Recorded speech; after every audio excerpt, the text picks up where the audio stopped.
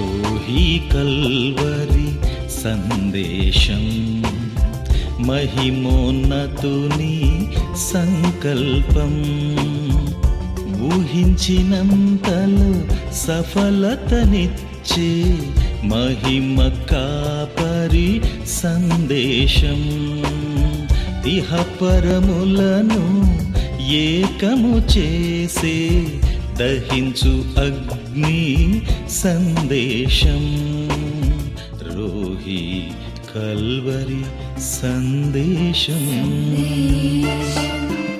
దేవునికి స్తోత్రం. హల్లెలూయా. క్రీస్తునందు ప్రియమైన రోహి కల్వరి సందేశం టీవీ వీక్షకులందరికీ ప్రభు యేసుక్రీస్తు నామములో శుభావందనాలు. ప్రియులారా, ఎలా ఉన్నారు? బాగున్నారా? ఈరోజు మన అంశము విశ్వాసపు విలువ. విశ్వాసపు విలువ. ప్రియులారా, చూడండి, హెబ్రీయులకు రాసిన పత్రిక 11వ అధ్యాయము 1వ వచనం. హెబ్రీ 11:1 విశ్వాసమనున్నది నిరీక్షించబడు వాటి యొక్క నిజ స్వరూపమును అదృశ్యమైనవి యున్నయనుటకు రుజువునై ఉన్నది. దేవునికి స్తోత్రం. హల్లెలూయా. దయవుంచి అందరి తల నుంచి కళ్ళు మూసుకున్నట్టయితే చిన్న ప్రార్థన. మహాపరిశుద్ధుడా, కృపగల మా యేసు స్వామి, నీకు వెళ్ళలేని స్తుతులను స్తోత్రాలు చెల్లిస్తున్నాం. మీరంతైనా నమ్మదగిన దేవుడు, మీ నమ్మదగిన పాదములకు స్తోత్రం. చదవబడిన లేఖన భాగాలను ఏ రీతిగా విశ్లేషించుకోవాలో అల్పన నన్ను ఆత్మతో నింపమని, చేరొచ్చిన మా ప్రియులకు వినేచవం దయచేయమని, వారిని మీరు నేరుగా దర్శించమని, అలా వినే చెవుల వారికి అనుగ్రహించి మీ నా మహిమార్థం వారిని చక్కగా మీ ఆత్మతో నింపమని, తద్వారా మీ వాక్కులు వారి హృదయాలు యాక్టివేట్ చేసి వారి జీవితాల్లో మిమ్మల్ని కలిగి ముందుకు సాగే కృపా భాగ్యం దయచేయమని యేసు పరిశుద్ధ నామమున అడిగి వేడుకొనుచున్నాము తండ్రి, ఆమేన్. దేవునికి స్తోత్రం. ప్రియులారా, చూడండి విశ్వాసపు విలువ. ఎందుకంటే ప్రియులారా, ఇదిగో చూడండి, విశ్వాసము లేకుండా దేవునికి ఇష్టలము కాలేమట. విశ్వాసము లేకుండా దేవునికి ఇష్టం కాలేమట. కాబట్టి ఈ విశ్వాసం వల్ల మనకు ఎన్నో మేలులు. విశ్వాసం యొక్క విలువ ఏంటో, దాని యొక్క ఆవశ్యకత ఏంటో, ఆ యొక్క విజయ రహస్యం ఏంటో ఈరోజు మనం ధ్యానిద్దాం. చూడండి, హెబ్రీయులకు రాసిన పత్రిక 11వ అధ్యాయం 5వ వచనంలో చూస్తే ఇక్కడ మనం చూస్తాం, విశ్వాసమును బట్టి హానోకు మరణము చూడకున్నట్లు కొనిపోబడెను. చూసావా? విశ్వాసం యొక్క విలువ మరణించకుండా చేసింది. దేవునికి స్తోత్రం. హల్లెలూయా, హల్లెలూయా. ప్రియులారా, గమనించండి, విశ్వాసం యొక్క విలువ ఒక వ్యక్తిని సజీవుడిగా ప్రభు సన్నిధికి చేర్చినట్టుగా మనం చూస్తున్నాం. ఉన్నపాటున దేవునితో విశ్వాసంతో నడుచుకుంటూ మాట్లాడుకుంటూ తన దినచర్యలో దేవుని కలిగి ముందుకు సాగుతూ తద్వారా ప్రభుతో తన యొక్క జీవిత యాత్రను ముగించినట్టుగా మనం చూస్తున్నాం. అలా దేవునితో సజీవుడిగా దేవుని ఎదుర్కోవడానికి గల కారణం ఏంటంటే విశ్వాసము. ఎంత గొప్ప విజయం ప్రియులారా! విశ్వాసముతో ఆయన మరణము చూడకుండా దేవుని దగ్గరికి వెళ్ళినట్టుగా మనం చూస్తున్నాం. ప్రియ వీక్షక, ఉందా నీకు ఇట్టి విశ్వాసము? ఉందా? ఇట్లాంటి విశ్వాసముతో ఎన్నో విజయాలను పొందినటువంటి నీ అనుభవంలో నీవు ఉన్నావా? చూసావా? ఈ విశ్వాస విలువ ఎన్ని కోట్లు ఇచ్చినా ఈ గొప్ప కార్యం జరగదు ప్రియులారా. కొన్ని డబ్బులతో కొనే ఉంటే, కొన్ని విశ్వాసంతో చూసావా, డబ్బులతో కొనలేనివి, అధికారంతో కొనలేనివి, పరపతితో కొనలేనివి, ఇదిగో మనకున్నటువంటి ఆ యొక్క మంది మార్బలముతో కొనలేనివి, సంపాదించలేనివి, పొందుకోలేనివి, ఇదిగో విశ్వాసమును బట్టి హానోకు దేవుని దగ్గరికి వెళ్ళాడట ప్రియులారా, మరణము చూడకుండా సజీవుడిగా. ఎంత గొప్ప ధన్యత, ఎంత గొప్ప విలువైనటువంటి కార్యం. అందుకే విశ్వాసం యొక్క విలువను గురించి ఈరోజు మనం ధ్యానిద్దాం. కొన్ని కోట్ల రూపాయలు ఉండొచ్చు, కొన్ని వేల తరాలకు సంపాదించి ఉండొచ్చు, ఎంతో అధికారం ఉండొచ్చు, పెద్దరికం ఉండొచ్చు, ఉన్నతమైన పొజిషన్లో ఉండొచ్చు. కానీ ఈ యొక్క మరణము చూడకుండా హానోకులాగా దేవుని దగ్గరికి వెళ్ళి ఆ యొక్క భాగ్యము ఒక విశ్వాసి అయినటువంటి హానోకు దక్కింది. కానీ ఏ ధనవంతుడికో, ఏ అధికారికో, ఏ ఉన్నతమైన వ్యక్తికో, ఏ మంది మార్బలం ఉన్నటువంటి వ్యక్తికో ఆ యొక్క ధన్యత లేనట్టుగా మనం చూస్తున్నాం. ఎంత గొప్ప ఆశ్చర్యకరమైనటువంటి కార్యం అది.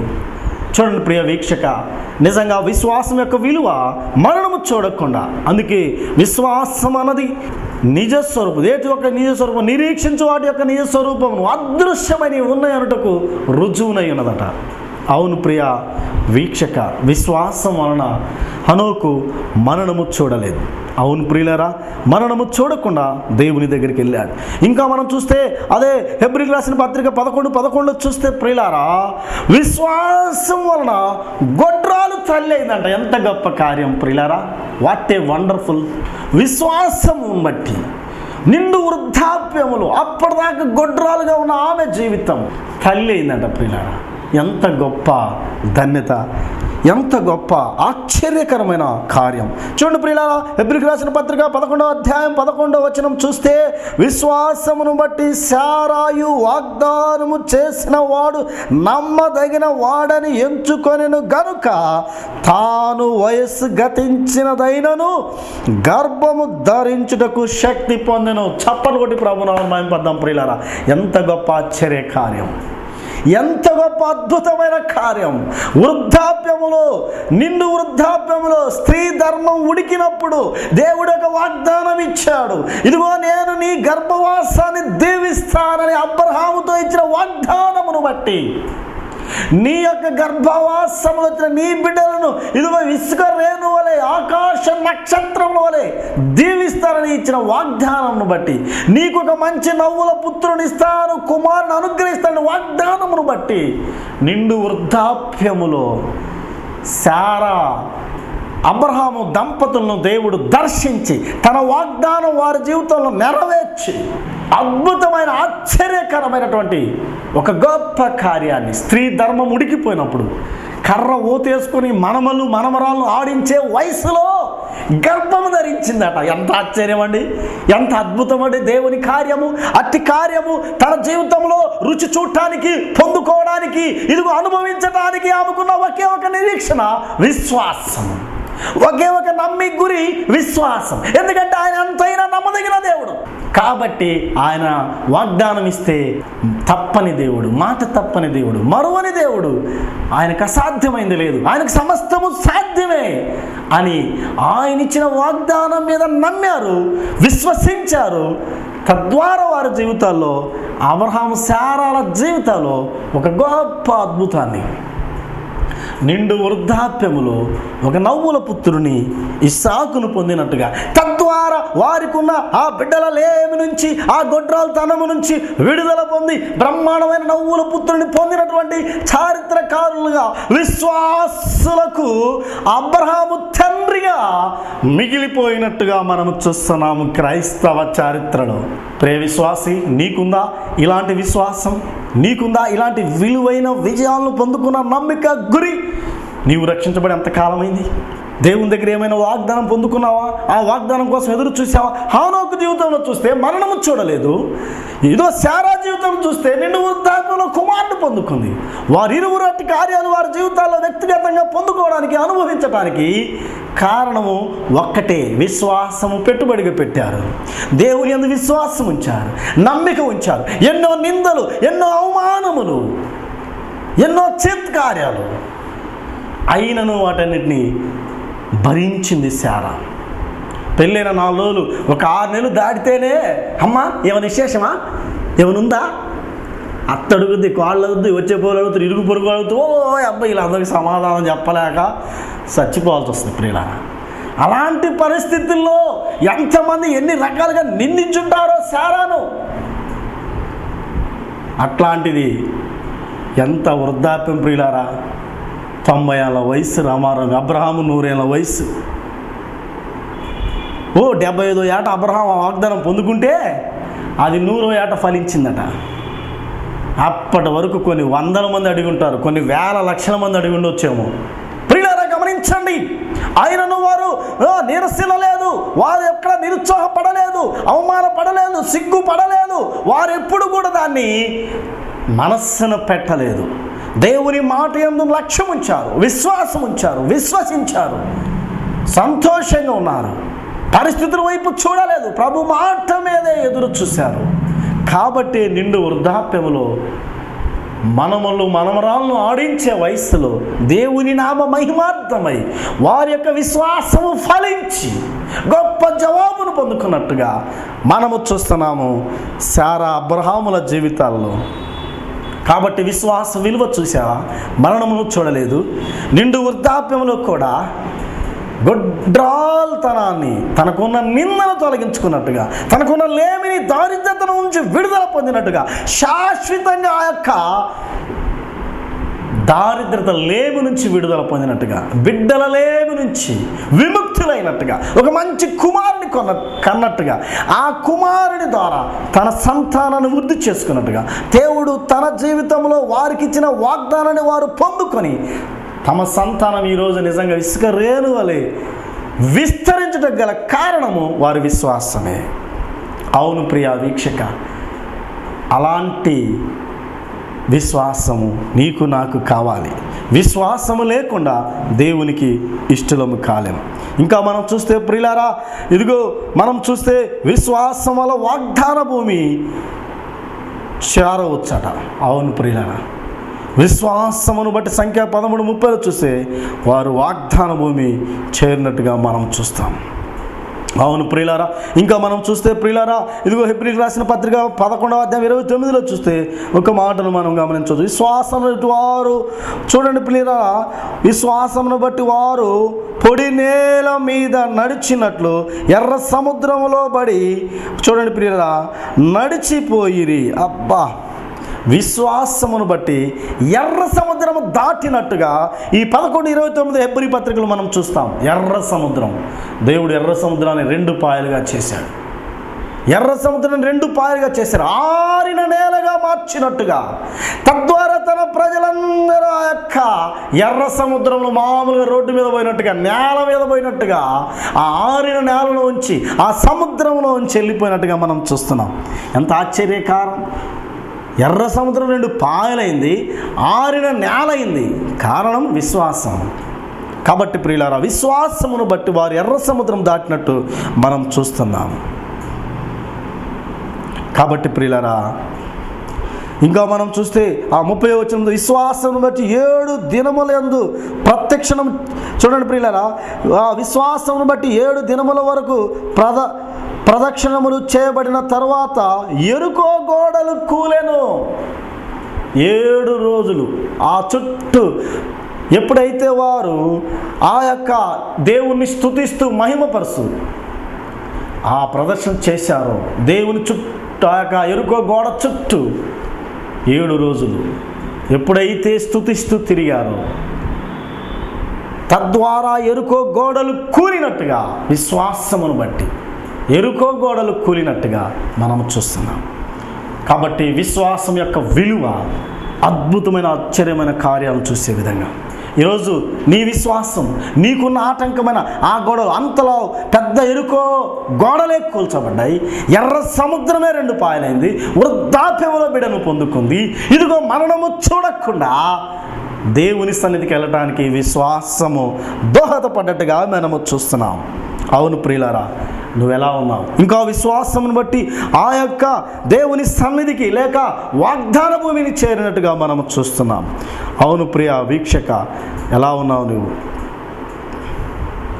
విశ్వాసమును బట్టి మరణము నుంచి రక్షించబడ్డట్టుగా ఇదే హెబ్రీ 11:31లో మనం చూస్తాం ప్రియుల. విశ్వాసమును బట్టి రాహాబు వేశ్య వేగులు వారిని, చూడండి ప్రియులారా, సమాధానముగా చేర్చుకున్నందున అవిధేయులతో పాటు నశించకపోయెను.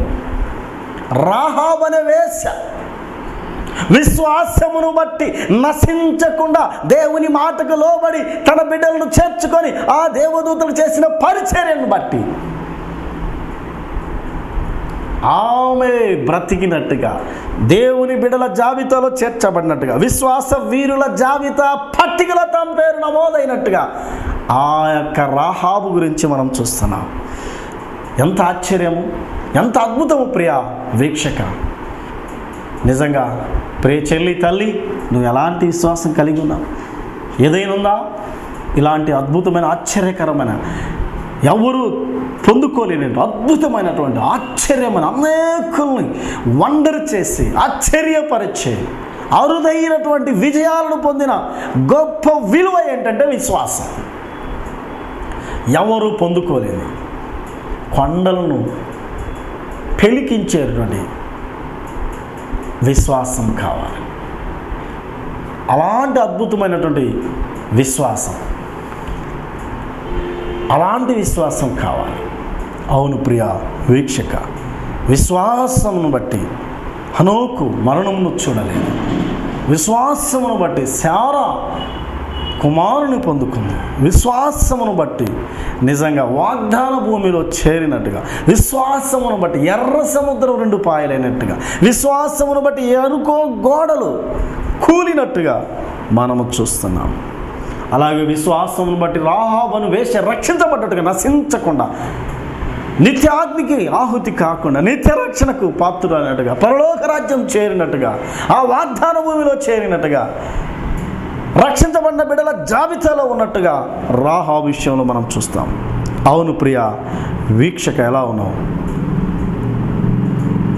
అందుకే యోహాను సువార్త 1:12 ప్రకారం చూస్తే, విశ్వాసమును బట్టి దేవుణ్ణి ఎందరైతే రక్షకుడిగా అంగీకరిస్తారో అటు వారందరూ దేవుని పిల్లలు అవుతారట.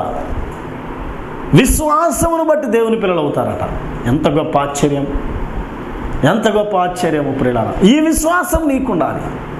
అందుకే ప్రియులారా యోహాను 1:12 చెప్తుంది, ఎందరైతే తన రక్షకుడు అంగీకరిస్తారో, ఆ విశ్వాసం ఎవరిలో అయితే ఉంటుందో, ఆ విశ్వాసం బట్టి ఎవరైతే దేవుడని ఒప్పుకుంటారో అటు వారందరూ దేవుని కుమారులు అవుతారు. ఉందా? నువ్వు దేవుని కుమారుల జాబితాలో ఉన్నావా? అలాంటి విశ్వాసం నీకుందా? దేవుని నీ రక్షకుడిగా అంగీకరించావా? ఆయన రక్తంలో కడగబడ్డావా? ఆయన బిడ్డగా చేర్చబడ్డావా? ఆయన బిడ్డల జాబితాల పట్టికలో నీవు ఉన్నావా? ఆ విశ్వాసం నీకుందా? విశ్వాసం యొక్క విలువ ఏంటంటే ప్రియులారా, ఆశ్చర్యమైన అద్భుత కార్యాలను పొందుకోవడమే. మరణము చూడకుండా అనొక యొక్క విశ్వాసం ఆయన్ను దేవుని సన్నిధికి చేర్చినట్టుగా, ఇదిగో వృద్ధాప్యములో తనకున్నటువంటి ఆ నిందను, గొడ్రాల్తనాన్ని శారా పోగొట్టుకున్నట్టుగా, విశ్వాసమును బట్టి ఎర్ర సముద్రం 2 పాయలైనట్టుగా, ఎరుకో గోడలు కూలినట్టుగా, ఇదిగో రాహాబు అనే వేశ్య రక్షించబడ్డట్టుగా, ఇదిగో విశ్వాసం చేత పాపులమైన మనందరం కూడా ఆయన రక్షకుడని, మన పాప భారం తన మీద మోపుకున్నాడని, రక్షణ మనకిచ్చాడని, తద్వారా మనం పొందాల్సిన శిక్షను తాను పొందాడని ఎప్పుడైతే నమ్మి విశ్వసించి ఆయన రక్షకుడిగా అంగీకరిస్తామో, మనందరం కూడా దేవుని పిల్లలం అవటానికి దేవుడు అట్టి కృపనిచ్చాడు. అయితే ఈ విశ్వాసం నీకు నాకు ఉండాలి. అప్పుడే నిజంగా దేవుని బిడ్డలుగా ఉంటాం. విశ్వాసం యొక్క విలువ ఈరోజు మనం ధ్యానిస్తున్నాం. విశ్వాసం యొక్క విలువ ఎవరు పొందుకోలేని అద్భుతాలు, ఎవరు చూడలేని యొక్క ఆశ్చర్యకరమైనటువంటి కార్యాలను ఒక విశ్వాసి దేవుని యందు విశ్వాసం ఉంచి తద్వారా గొప్ప గొప్ప అద్భుతాలు చూడటానికి దేవుడు కృప చూపుతాడు. ఎందుకంటే ఆయన నిన్న నేడు నిరంతరం ఏకరీతిగా ఉన్న దేవుడు. శారా జీవితాన్ని దర్శించిన దేవుడు, హనోకును దర్శించిన దేవుడు, ఇదిగో రాహాబును దర్శించిన దేవుడు, ఇదిగో ఎర్ర సముద్రం 2 పాయలు చేసిన దేవుడు, ఎరుకో గోడలు కూర్చిన దేవుడు, నేటికి సజీవుడిగా ఉన్న దేవుడు ఆయనే ప్రభు అయిన యేసుక్రీస్తు. అయితే వారికి ఉన్న విశ్వాసము నీకుంటే, నీ జీవితాల్లో నీకున్న అడ్డంకంగా ఉన్న అడ్డు గోడలేంటో తొలగిస్తాడు. నీకున్న ఎర్ర సముద్రం ఏంటో తొలగిస్తాడు. నీకున్న గోడ ఏంటో, నీకున్న ఆటంకం ఏంటో తొలగించగలిగిన దేవుడు ఆయన శక్తిమంతుడు. కొండలాగా వచ్చింది కూడా మంచులాగా కలిగించగలిగిన గొప్ప దేవుడు నేను ప్రకటించే ప్రభువైన యేసుక్రీస్తు వారు. అయితే వారికి ఉన్న విశ్వాసం నీకుండాలి. తిమోతిని ఉద్దేశించి పౌలు అంటాడు, ఓ తిమోతి, ఈ విశ్వాసం నీకు ఎలా వచ్చింది? నీ అవ్వైన లోయలోంచా, లేక నీ తల్లి అయిన ఇనోకేలోంచి? అవును ప్రియ వీక్షక, విశ్వాసం. ఆ విశ్వాసం వల్ల యవ్వనస్తుడైన తిమోతి నమ్మకంగా ఉండగలిగాడు. తన యవ్వనమును బట్టి ఎక్కడ దేవునికి ఆయస్కరమైన క్రియలు చేయకుండా నమ్మకంగా ఉన్నాడు. అవును ప్రియ వీక్షక, విశ్వాసం యొక్క విలువ చాలా గొప్పది. అద్భుతాలు చూసే విధంగా నీ విశ్వాసము, నా విశ్వాసము పనిచేయాలి. నీకు నాకు అలాంటి బలమైన దృఢమైన విశ్వాసాన్ని కలిగి ఉంటేనే అంతా అయిపోయింది, ఇక లేదు, ఇక చనిపోతాం, అయిపోయిందిరా, ఎరుకో వచ్చేసింది అడ్డము, లేక ఇదిగో ఎర్ర సముద్రం అడ్డం వచ్చింది, ఇక వాళ్ళు ముందు ఎర్ర సముద్రం వెనక ఫరో సైన్యం వస్తుంది, దొరికారా సైన్యం అనే తరుణంలో దేవుడు తన యొక్క మహిమను చూపాడు, ఎర్ర సముద్రాన్ని 2 పాయలు చేశాడు. అవును ప్రియ వీక్షక, వాక్యం వింటున్నా నీవు నీ జీవితం అంతా అయిపోయింది అనుకుంటున్నావా? ముందు ఎర్ర సముద్రం వెనక ఫరో సైన్యంలాగా ఉందా నీ జీవితం? శత్రువు తరుముకుంటున్నాడా, లేక పడిపోయిన స్థితా, లేక ఇంకా కొంచెంసేపట్లో ప్రాణం పోద్ది, ఇక నా జీవితం ఇంతేలే అనుకుంటున్నావా? దేవుడు నీతో మాట్లాడుచున్నాడు. ఆనాడు వారికున్న విశ్వాసం, ఇదిగో ఇజ్రాయేలుకున్న విశ్వాసం, ఇదిగో శారాకున్న విశ్వాసం, హనోకున్న విశ్వాసం, రాహాబుకున్న విశ్వాసం నీకు ఉంటే వారి జీవితాల్లో జరిగిన అద్భుతం నీ జీవితంలో చేయడానికి దేవుడు సిద్ధంగా ఉన్నాడు. ఎందుకంటే ఆయన నిన్న నేడు నిరంతరం ఏకరీతిగా ఉన్న దేవుడు, ఆయన చాలిన దేవుడు, ఆయన సజీవుడైన దేవుడు. అందుకే యెషయా 59:1 చెప్తున్నాడు, రక్షింపనేరకున్నట్టు యెహోవా హస్తములు కురచ కాలేదు, విననేరకున్నట్టు ఆయన చెవులు మందము కూడా కాలేదు, నీ నా పాపములు అడ్డుగా ఉన్నాయి. ఆ పాపం గోడలు తొలగాలంటే ప్రభు యందు విశ్వాసం ఉంచి, ఇది యోహాను 1:12 ప్రకారం నిజంగా ఆయన రక్షకుడని, మన కొరకు తన ప్రాణం పెట్టాడని, మనం పొందాల్సిన శిక్షను తాను పొందాడని, ఇక మనకు శిక్ష లేదని, ఆయన రక్షిస్తాడని, ఎంత ఘోర పాపినైనా ఆయన క్షమిస్తాడని, ఆయన వద్దకు వచ్చి వారిని త్రోసివేయడని, ఆయన మన ప్రార్థన ఆలకించడానికి సిద్ధంగా ఉన్నాడని, ఆయన రక్షించడానికి సిద్ధంగా ఉన్నాడని, ఆయన హస్తములు కురచ కాలేదని, ఆయన చెవులు మందము కాలేదని, మన పాపం స్థితిని విడుచుకొని, అయ్యా నన్ను క్షమించు, మన్నించు, నా పాప శిక్ష నువ్వు పొందుకున్నావు, ఇక నేను చెయ్యనయ్యా, నన్ను రక్షించని ఆయన రక్షకుడుగా నీవు నమ్మి విశ్వసించి నీవు ఒప్పుకుంటే ఆయన బిడ్డవే. ఇప్పటి నుంచి తిరిగి ఆయన నీ జీవిత అద్భుతాలు చేయటానికి, ఆశ్చర్యకరమైనటువంటి ఊహించినటువంటి అద్భుతాలు చేయడానికి ఆయన సిద్ధంగా ఉన్నాడు. ఎందుకంటే ఆయన గొప్ప దేవుడు ప్రియులారా, ఆయన నిన్న నేడు నిరంతరం ఏకరీతిగా ఉన్న దేవుడు. అయితే మనము కూడా ఇదిగో ఇప్పటి వరకు ధ్యానించిన విషయాలను బట్టి వారి జీవితంలో సంభవించిన పరిస్థితుల వైపు, ప్రమాదాల వైపు, ఆ అత్యున్నతమైనటువంటి పడిపోయిన స్థితిని వాళ్ళు గమనించక, ఆ ప్రమాద పరిస్థితుల వైపు చూడక ప్రభు వైపు చూసి, తద్వారా వారు అనేకమైన విజయాలు పొందుకున్నారు.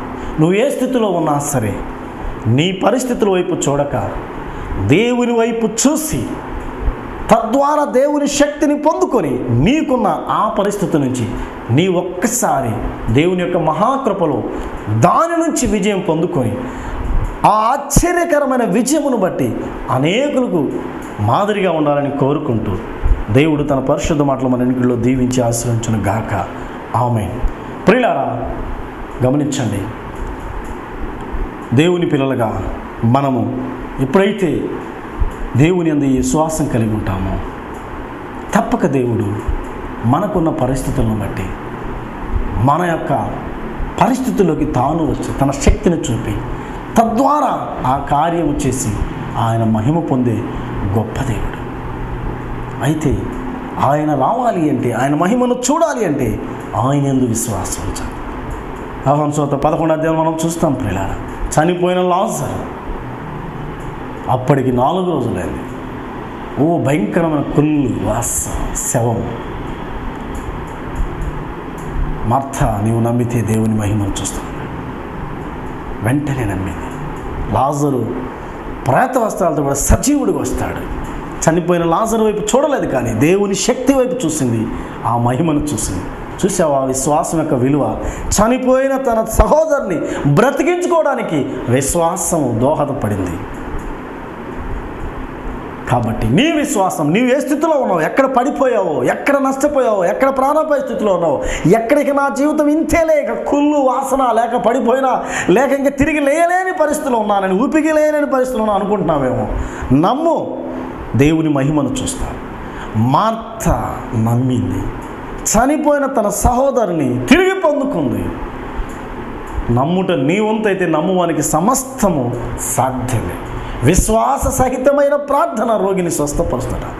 కాబట్టి ప్రియులారా, విశ్వాసముతో ఎన్నో అద్భుతాలు పొందుకోవడానికి దేవుడు కృప చూపుతాడు. ఆయన శక్తి మీద, బలం మీద నువ్వు విశ్వాసం ఉంచితే అద్భుతాలు చూస్తావు. అలాంటి బలమైన విశ్వాసం కలిగిన బిడ్డగా నీవు ఉండాలని కోరుకుంటూ దేవుడు తన పరిశుద్ధ మాటల మన ఇంట్లో దీవించి ఆశీర్వదించను గాక. ఆమేన్. దయవుంచి అందరి తలలోంచి కళ్ళు మూసుకున్నట్టయితే చివరి ప్రార్థన ఆశీర్వాదంతో మనం ఈ కార్యక్రమం ముగించుకున్నాం. మహాపరిశుద్ధుడా, కృపగల మా యేసు స్వామి, నీకు వెళ్ళలేని స్తుతులను స్తోత్రాలు చెల్లిస్తున్నాం. నిజమైన ఆయన ఇప్పటివరకు విశ్వాసం యొక్క విలువల గురించి మాకు బోధించావు, అందును బట్టి నీకు స్తోత్రం. నిజమైన ఆయన విశ్వాసం లేకుండా నీకు ఇష్టం కాలేము. మేము ఏ పరిస్థితుల్లో ఉన్నా, ఎలాంటి స్థితిలో ఉన్నా ఆ పరిస్థితుల వైపు చూడక సృష్టికర్తమైన నీ వైపు చూస్తే నీ శక్తి చేత, నీ బలము చేత మేమున్న స్థితి నుంచి విడుదల పొందుకునే కృపాభాగ్యం దయచేయమని, అలాంటి బలమైన విశ్వాసం వాక్యమైన ప్రతి బిడ్డల జీవితాల్లో నెరవేర్చమని, వారందరూ కూడా ఇదిగో అబ్రహాం శారాల వలె, హనోకు వలె ఇదిగో నాయన మీ యందు విశ్వాసం ఉంచి వారి జీవితాల్లో అనేక అద్భుతాలు పొందుకొని అనేకులకు మాదిరికరంగా ఉండే కృపాభాగ్యం దయచేయమని, చేరువచ్చిన ప్రతి బిడ్డను దీవించమని, విత్తబడే మీ మాటలు ప్రతి హృదయంలో నీరు కట్టి ఫలింపచేయమని, ముందున్న కార్యం మీ నామ మహిమార్థం జరిగించమని యేసు పరిశుద్ధ నామం అడిగి వేడుకొంచున్నాము తండ్రి. ఆమేన్. మన తండ్రి అయిన దేవుని ప్రేమ, మన ప్రభువును రక్షకుని ప్రభువైన యేసుక్రీస్తు వారి కృప, పరిశుద్ధాత్మిక అన్యోన్య సహవాసం, చేరువచ్చిన ప్రియులకు, దేశంలోని భక్తులకు, భక్త కోటికి, రోహి కల్వరి సందేశం టీవీ వర్తమానములకు సదాకాలం తోడై ముందు నడిపించునుగాక. ఆమేన్, ఆమేన్, ఆమేన్. థ్యాంక్ యూ తల్లి. అందరికి వందనాలండి. ఇంతటి ఈ కార్యక్రమం ముగిస్తున్నాం. ప్రియులారా గమనించండి, రోహి కల్వరి సందేశం మరి ఈ వర్తమానాలు మిమ్మల్ని ఎంతగానో ఆత్మీయంగా బలపరుస్తున్నాయని మేము నమ్ముచున్నాం. మీరు చేస్తున్న ఫోన్ కాల్స్ని బట్టి మేము ఎంతగానో సంతోషిస్తున్నాం. ప్రభువుని నిండారా స్తుతిస్తున్నాం.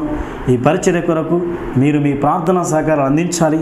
మీ ప్రార్థన ద్వారానే ఈ పరిచర్య నానాటికి ముందుకు సాగులాగా. అంత మాత్రమే కాదు ప్రియులారా, ఇదిగో రోహి కల్వరి సందేశము టీవీ వర్తమానమే కాక కురిచేడు రోహి ప్రార్థనా మందిరములో ప్రతి ఆదివారము, అలాగే మరి కురిచేడు రోహి బైబుల్ భవనం నందు ప్రతి నెల 15వ తారీఖు ఆన్లైన్, తిరిగి ప్రతిరోజు 8 గంటల ప్రార్థనా గోపురం ఉంది.